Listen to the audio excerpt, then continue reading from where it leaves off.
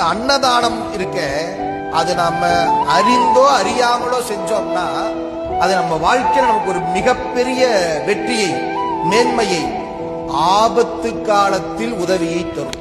ஒரு வீடு வீடாக போய் சில பொருட்களை விற்பனை செய்கிற ஒரு சின்ன பையன், அவன் வீடு வீடா போய் வியாபாரம் பண்ணிட்டு இருக்கிறான்.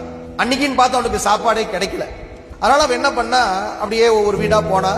ஒரு வீட்டுல ஒரு சும்மா இருந்தாங்க, அவங்களும் ஏழை, பார்த்தாலே தெரியுது. சோறு கேட்கலான்னு நினைச்சான், ஆனா மானம் தடுத்தது. என்ன பண்றது, சரி வேண்டாம் அப்படின்ட்டு, அம்மா கொஞ்சம் தண்ணி கிடைக்குமா அப்படின்னு அந்த அம்மையார் கிட்ட கேட்டான். அந்த அம்மையார் அந்த பையனை பார்த்தாங்க, அவன் கண்ணில் பசி தெரிஞ்சது. உடனே என்ன பண்ணாங்களா, அவங்க வீட்லயும் ஒண்ணு இல்ல. அந்த அம்மா என்ன பண்ணாங்க, இருக்க நான் வரேன் அப்படின்னு உள்ள போய் ஒரு டம்ளர் பால் இருந்துச்சு, அந்த தண்ணிக்கு பதில் ஒரு டம்ளர் பாலை கொண்டாந்து கொடுத்தாங்க. குடிடா கண்ணா அடி கொடுத்தாங்க. அந்த பையன் வாங்கி குடிச்சிட்டு அவனுக்கு அப்படியே கண்ணில் தண்ணி வந்துருச்சு. நம்ம பசியோடு இருக்கிறத அந்த அம்மா புரிஞ்சுக்கிட்டாங்க. இந்த அம்மையார் அந்த பையனுக்கு பால் கொடுத்தாங்க, அவனுக்கு அப்படியே கண்ணில் தண்ணி வந்துருச்சு. அம்மா நன்றி அப்படின்னு. உடனே அந்த அம்மா சொன்னாங்க, சிவசிவா அதெல்லாம் ஒன்றும் தேவையில்லைப்பா, இது இறைவனுடைய கருணை, போயிட்டு வா அப்படின்ட்டாங்க. உடனே அந்த பையன் போயிட்டான். காலம் உருண்டோடியது. கொஞ்ச நாள் கழித்து அந்த அந்த பையன் அப்படியே மெல்ல மெல்ல மெல்ல படிச்சு மிகப்பெரிய டாக்டராக மாறினான்.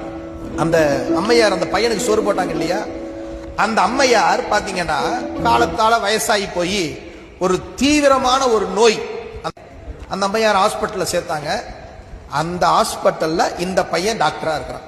இப்ப அவங்க அந்த அம்மா ஹாஸ்பிட்டல்ல சேர்த்தியாச்சு. மருத்துவ சிகிச்சை பிரம்மாண்டமான முறையில சிகிச்சை நடக்குது.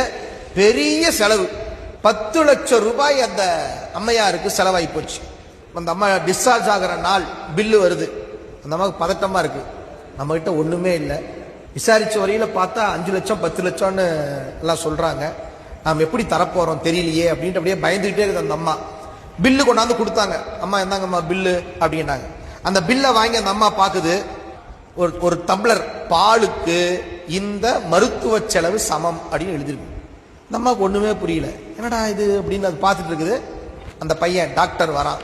அம்மா வணக்கம், என்ன அடையாளம் தெரியலையா? இல்லையேப்பான், ஒரு 15 வருஷம் 20 வருஷத்துக்கு முன்னாடி நான் ஒரு முறை உங்க வீட்டுக்கு வந்து தண்ணி கேட்டேன், நீங்க பால் கொடுத்தீங்க. அன்றைக்கு அந்த பால் தான் என் உயிரை காப்பாற்றியது.